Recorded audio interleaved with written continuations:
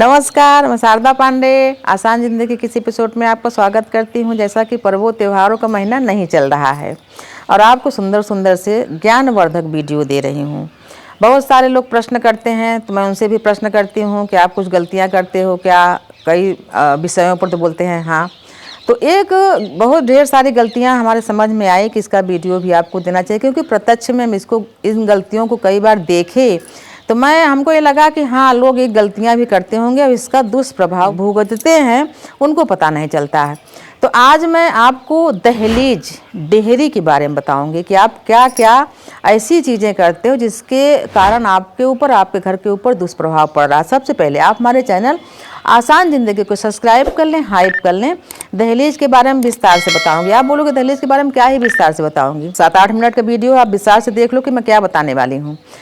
दहलीज पर क्यों नहीं बैठना चाहिए, डेहरी पर क्यों पाँव रख के आगे या पीछे नहीं आना चाहिए, डेहरी पर, दहलीज पर क्यों होती है दहलीज की पूजा और क्यों नई बहू प्रणाम करके आती है दहलीज के अंदर। क्यों कहा जाता है कि दहलीज से बाहर पाँव निकालोगे तो अंदर मत आना, यानी दहलीज एक मर्यादा है, अगर मर्यादा को लांघोगी, पहले के लोग बोलते तो अंदर मत आना। क्यों नहीं भारी चीजें रखी जाती हैं डेहरी पर, क्यों डेहरी पर आराम समझ के आरामदायक चीज समझ बैठना नहीं चाहिए, क्योंकि इसके बारे में पूरी जानकारी आपको दूंगी।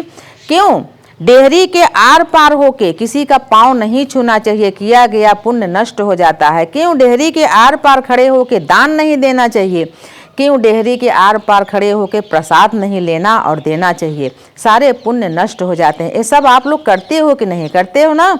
चलो मैं बताती हूँ कि ये सब क्यों नहीं करना चाहिए। तो सबसे पहले डेहरी क्या है, दहलीज, चौखट। आजकल तो चौखट भी नहीं रहता, सारी कहावतें बदल गई हैं। कुछ कहावतों पर अभी अब समय जो वर्तमान का चल रहा है खरे नहीं उतर रहे हैं, ना तो चौखट है घर में ना दहलीज है। पहले जब दरवाजे बनते थे तो उसी में डेहरी भी रहती थी, दहलीज भी, जितना बड़ा दरवाजा उतनी बड़ी डेहरी। अब चौखट ही नहीं है, दहलीज ही नहीं है, डेहरी ही नहीं है, तो वास्तु दोष तो होगा ही घर में। तिगड्डा, 3 तिगड्डा दरवाजा रहता है तो वास्तु दोष तो होना ही होना है, उस घर के लोग सुखी कहाँ से रहेंगे। चलिए मैं आपको बताती हूँ दहलीज क्या है। दहलीज होता है, डेहरी को बोलते हैं दहलीज। घर में आजकल नहीं लगवाते कि हाँ भाई सफाई नहीं हो पाएगी, पोछा नहीं लग पाएगा, धुल नहीं पाएगा, तो नहीं डेहरी बनवाते उनको अपनी सुविधा के लिए, जबकि बनवाना चाहिए। फिर भी मेन गेट में दहलीज होना अत्यंत जरूरी है। भगवान के पूजा कक्ष में डेहरी होना अत्यंत जरूरी है। भोजन कक्ष में यानी रसोई में डेहरी होना अत्यंत जरूरी है। तो मैं आपको बताऊंगी होना क्यों जरूरी है। जैसे मान लीजिए आज के युग में या पहले के भी युग में बहुत सारे कचरा जो होते हैं वो दहलीज रोक लेता है। जैसे मेन गेट आपके पास ऊंची डेहरी है, तमाम कचरा उड़ के आए तो दहलीज के बाहर ही रहेगा, ऊंची सी डेहरी रहती है। आपके घर में अभी आधुनिक समय में कुत्ता बिल्ली और तमाम जानवर आप पाले रहते हो, उसके बाल जब पंखा चलता है उड़ता है तो दहलीज, जैसे भगवान जी का कमरा है तो सीधे अगर दहलीज नहीं होगी तो वो उड़ के कमरे में जाएगा, आपको पता भी नहीं चलेगा, इतना बारीक रहता है। दहलीज रहेगी तो दहलीज के इस तरफ ही रहेगा वो बाल, फिर झाड़ू पोछा से साफ हो जाएगा। इसी प्रकार से रसोई में भी कोई ऐसी अवांछित चीजें डेहरी के अंदर नहीं जा सकती, इधरे रहती, इसलिए डेहरी बनवानी चाहिए। मेन गेट का जो दहलीज है, डेहरी, वो कौन है? वास्तु का मस्तक, यानी जो घर है वास्तु पूजन कराते हैं उसका मस्तक, यानी ये माथा, सिर। इसीलिए मेन गेट में दीपक रखने का, रंगोली बनाने का, तोरण लगाने का, सजाने का बहुत नियम है। अपने सनातन में, अपने हिंदू धर्म में मेन गेट के सामने या तो शंख चक्र बना देंगे या शुभ लाभ लिख देंगे। भगवान के कक्ष के सामने, यानी भगवान का जो दरवाजा है पूजा घर, उसके सामने चक्र या शंख बना देंगे।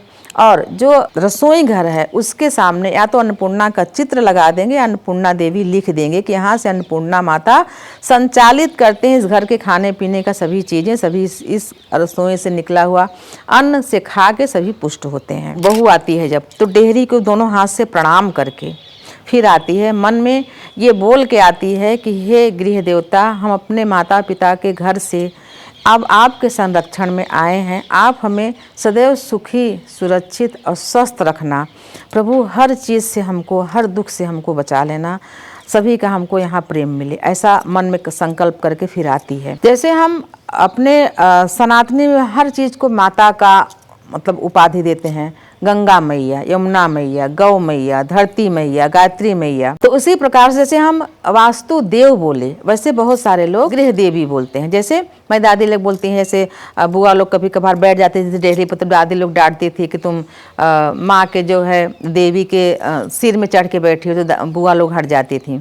यानी देवी का मस्तक बोलते हैं, यानी कि देवी के सिर में चढ़ के बैठी हो, तो इसीलिए नहीं बैठना चाहिए। वास्तु दोष भी होता है, और जो डेहरी पर बैठने का आदी होता है उसके घर में अशांति, लोगों का दिमाग जो बैठता है तो उसका दिमाग तो खराब होता ही है, लोगों का भी दिमाग उल्टा काम करने लगता है, उल्टा चलने लगता है। इसीलिए डेहरी पर नहीं बैठना चाहिए। इसीलिए डेहरी पर कोई भारी वस्तु नहीं रखना चाहिए। विपत्ति काल में डेहरी का उपयोग कौन किया था? नरसिंह भगवान ने। जब हिरण्यकश्यप ने सारे अपने छल बल से देवताओं से पूरा वरदान ले लिया कि हाँ ऐसे न मरूं, ऐसे न मरूं, तो भगवान से ज़्यादा तेज दिमाग किसका है? प्रभु ने अपना अपनाया फिर कि दिन न था न रात था, गुदली बेला में सूर्य जब संध्या काल था, उस समय हिरण्यकश्यप को अपने जंघे पर बैठा के डेहली पर बैठ के, यानी उन अंदर था ना बाहर था, इसीलिए बोलते हैं डेहरी पर नहीं बैठना चाहिए, डेहरी पर बैठ के बात नहीं करना चाहिए, डेहरी पर बैठ के भोजन नहीं करना चाहिए। तो इसीलिए नरसिंह भगवान ने जंघे पर हिरण्यकश्यप को रख के छाती उसका फाड़ के मार दिए थे। इसलिए नरसिंह भगवान का स्थान भी बोलते हैं डेहरी को, इसीलिए डेहरी पर नहीं बैठना चाहिए। घर की जो वृद्ध माताएं होती हैं, कभी कभी अजिया सास भी होती हैं, सास भी होती हैं, तो बोलती हैं डेहरी पर, माई डेहरी पर बैठी हैं, हमारे सिर में बैठी हैं, ऐसे बोलते हैं गांव के लोग। तो डेहरी पर नहीं बैठना चाहिए। अब मैं अभी का बताऊं, जब अभी हम तमाम लोगों को देखें, जैसे अभी दीपावली में हमारे घर के भी बच्चे बहुएं भी गलतियां करते हैं, तो को मैं समझाती हूँ। जैसे मैं किचन में हूँ, बच्चे आए, चप्पल वगैरह पहने हैं, मैं किचन में हूँ, हाँ चाची, हाँ चाची, प्रणाम किए, प्रणाम करने की अवस्था में आए, मैं बोलती रुको बेटा, मैं इस तरफ हूँ डेहरी के, आप उस तरफ हो, चप्पल वगैरह पहने हो आप, हमको यहाँ आ जाने दो। तो हम अपने किचन से निकल के आंगन में आ गए। हम कहे अब प्रणाम करो, अब तुम्हें आशीर्वाद मिलेगा। अगर हम डेहरी के इस पार हैं और कोई डेहरी के उस पार है, जैसे आप, हम अपना उदाहरण देकर बता रहे हैं, आप, तो प्रणाम जो व्यक्ति करेगा उसको कोई आशीर्वाद का फल नहीं मिलेगा, और आपका दिया हुआ आशीर्वाद भी आपके शरीर से निकल के छीण हो जाएगा, उनका किया गया प्रणाम भी छीण हो जाएगा डेहरी के कारण। तो कभी भी अगर आप ऐसा प्रणाम करते हो तो आगे से मत करना। जिसको प्रणाम करना है उसको बाहर बुला लो या अंदर चले जाओ। उसी प्रकार से कभी कभार जैसे हम कमरे में हैं, कोई आया प्रसाद देने, तो आप डेहरी के उस तरफ हो, व्यक्ति डेहरी की इस तरफ है, आपको प्रसाद दिया, तो वो प्रसाद खंडित माना जाएगा। इसमें वो जो बस वो वस्तु रहेगी प्रसाद की, उसमें कोई भी आध्यात्मिक शक्ति, कोई भी उसमें गुण, ईश्वरीय गुण नहीं रह जाएगा, कोई आशीर्वाद आपको नहीं मिलेगा। उसी तरीके से किसी को दान दें तो आर पार होकर नहीं, दान देने वाला उस पार है, दान लेने वाला घर से बाहर। तो दान लेने वाला तो जैसे तैसे भाई वो बहुत मजबूरी है, वो दान ले रहा है, दान लेकर उसका पेट भर जाएगा जो भी आप दान दिए, लेकिन आपको दान देने का फल नहीं मिलेगा। तो इसलिए इन चीज़ों को आप बिल्कुल ध्यान में रखें। अपने बच्चों के साथ साथ अगर कोई ऐसी गलतियां करे, अब ज़्यादा ज्ञान भी बांटो तो लोगों को बुरा लगता है कि ऐसा बता रहे हैं। हम जिसको अपना समझते हैं उसको बताते हैं कि ये चीज़ें गलत हैं, ये नहीं करो। बाकी को बताने लगो तो बोलेंगे ज्ञान बांटते हैं। इसी प्रकार से जब हम मंदिरों में जाते हैं तो क्यों हम पहली ही सीढ़ी पर मस्तक नवा देते हैं?